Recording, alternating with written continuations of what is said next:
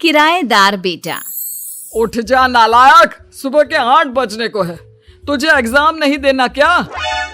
थोड़ी देर और सोने दीजिए ना पापा। तू उठता या फिर मैं तेरे ऊपर पानी फेंकूं? रोज गधों की तरह सोता रहता है, पेपर की कोई टेंशन ही नहीं है। और एक हमारा समय था जब हम पेपर में फेल होने के डर से रात भर पढ़ा करते थे, सो ही नहीं पाते थे। तो क्या आप उसका बदला मुझसे लेंगे? मैं 15 मिनट बाद उठ जाऊंगा, आप प्लीज जाइए, मुझे डिस्टर्ब मत कीजिए। इतना कहकर रौनक रजाई ढककर फिर से सो जाता है। तू ऐसा नहीं मानेगा, रुक मैं अभी पानी लेकर आता हूं। बस फिर क्या था, इतना कहकर वो भागते हुए बाथरूम में जाते हैं और पानी की एक बड़ी सी बाल्टी लाकर रौनक के ऊपर फेंक देते हैं। पानी पड़ते ही रौनक झट से उठ जाता है। ये आपने क्या किया पापा? अब तो उठेगा नहीं तो यही करना पड़ेगा ना। वैसे थैंक्स डैड, आपके कारण ना अब मुझे नहाने की भी जरूरत नहीं पड़ेगी। चलिए अब आप माँ से बोलकर मेरे कपड़े निकलवा दीजिए, तब तक मैं ब्रश कर लेता हूँ। वैसे कल ना आप एक काम और करना, नहलाने के साथ साथ मुझे ब्रश भी करवा देना। ये ब्रश करने में ना मुझे बहुत आलस आता है। रौनक की बातों से अरविंद का मुंह खुला का खुला रह जाता है। वो अपनी पत्नी कमला के पास जाता है और रौनक की हरकतों के बारे में बताता है, जिसे सुन उसकी पत्नी हंसने लगती है। तुम अपने बेटे को समझाने के बजाय हंस रही हो। रौनक बच्चा है, धीरे धीरे सुधर जाएगा, आप क्यों उसके पीछे पड़े रहते हो? अभी नहीं सुधरेगा तो कब सुधरेगा? 10वीं क्लास में है रौनक, वो अब कोई बच्चा नहीं रहा। अरविंद की इतना बोलते ही वहां रौनक भी आ जाता है। क्या डैड, मैंने आपको एक काम दिया था, वो भी नहीं हुआ आपसे। अरे क्या हुआ बेटा? माँ, मैंने डैड से बोला था कि वो आपको बोलकर मेरे स्कूल की यूनिफॉर्म निकाल दे, लेकिन मेरे पीछे पड़ने के अलावा इनसे एक काम ढंग से नहीं होता। देख रही हो कमला, देख रही हो अपने लाडले को? अरे आप चुप रहिए जी। चलो बेटा, मैं तुम्हें कपड़े निकाल कर दे देती हूँ। बस ऐसे ही साल पर साल बीतते जाते हैं, लेकिन रौनक के रवैये में कोई बदलाव नहीं आता। वो पहले से भी ज्यादा आलसी और पूरी तरह अपने माता पिता पर निर्भर हो जाता है। 2 साल बाद पता नहीं कहाँ गायब रहता है पूरे दिन, अब तक तो आ जाना चाहिए था। अरे आप इतनी फिक्र क्यों कर रहे हैं उसकी? दोस्तों के साथ खेल रहा होगा, आ जाएगा अभी। ये कोई टाइम है खेलने का? 10 बजने वाले हैं, इतनी रात में कौन खेलता है? कमला कुछ कहती उससे पहले ही रौनक वहां आ जाता है। मम्मी जल्दी से खाना लगा दो, बहुत भूख लग रही है। तुम्हें तब तक खाना नहीं मिलेगा जब तक तुम बता नहीं देते कि इतनी रात गए कहां से आ रहे हो। ओ प्लीज डैड, अब आप एसी पे प्रद्युमन बनकर मेरे सर पर बंदूक लेकर मत बैठ जाना। अपनी फालतू की बकवास बंद कर और बता कहां से आ रहा है। माँ अब समझाइए ना डैड को। बता देना बेटा, इनको भी तसल्ली हो जाएगी। आप बोल रही हैं तो बता देता हूँ, मैं दोस्तों के साथ मूवी देखने गया था, इसलिए देर हो गई। तो इन सब चीजों में मेरे पैसे उड़ाता है? कभी 1 रुपया कमाने के बारे में सोचा है तूने?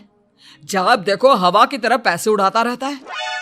माँ अब आप इन्हें चुप करा दीजिए, वरना ना मुझे गुस्सा आ जाएगा। अच्छा क्या कर लेगा? बता ना, क्या कर लेगा तू? वैसे बात तो ठीक ही है, मैं कर ही क्या सकता हूँ। पैसे तो फिर भी मैं आपसे ही मांगूंगा ना। चलिए अब ये सब बात छोड़िए और मम्मी मेरे लिए खाना लगा दीजिए। अभी लगा देती हूँ बेटा। मैं बता रहा हूँ कमला, एक दिन ये ऐसे ही बिगड़ जाएगा।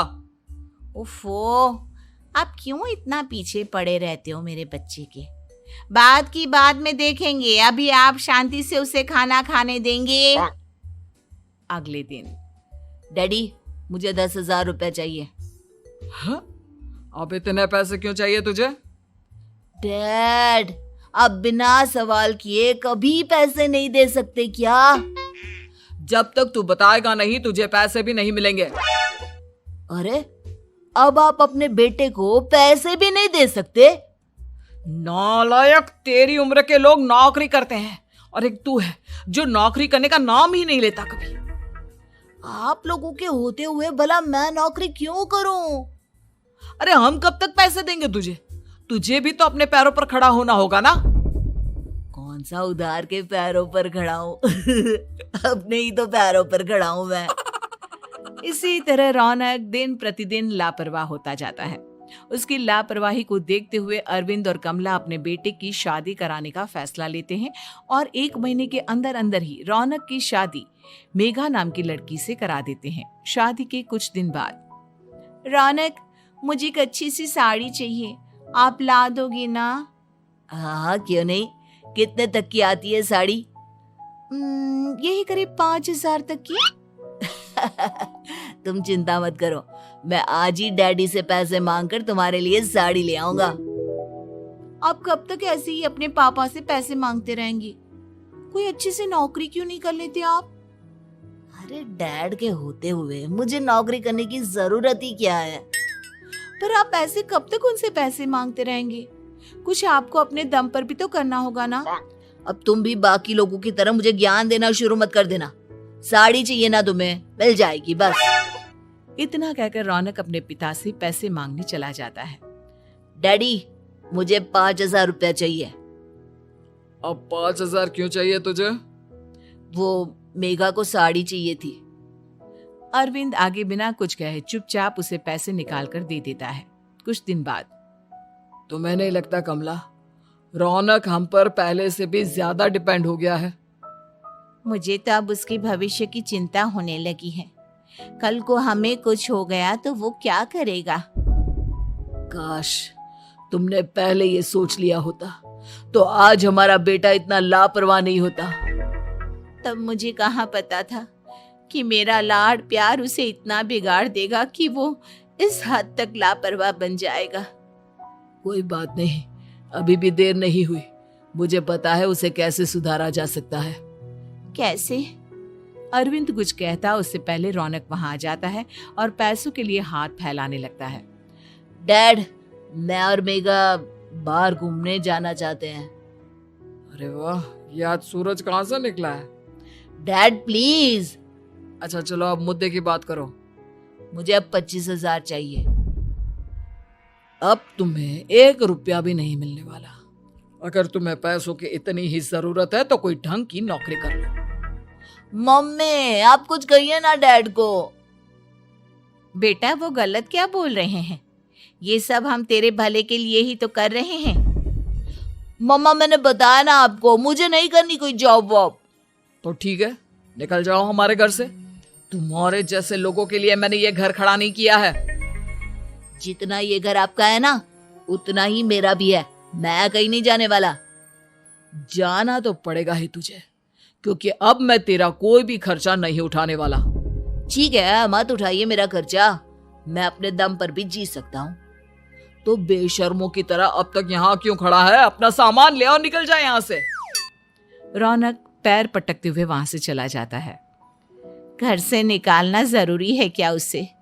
बिना पैसों के कौन रखेगा उसे किराए पर? अगर उसका भविष्य सुधारना है तो हमें अपने दिल पर पत्थर रखकर ये कदम उठाना ही होगा।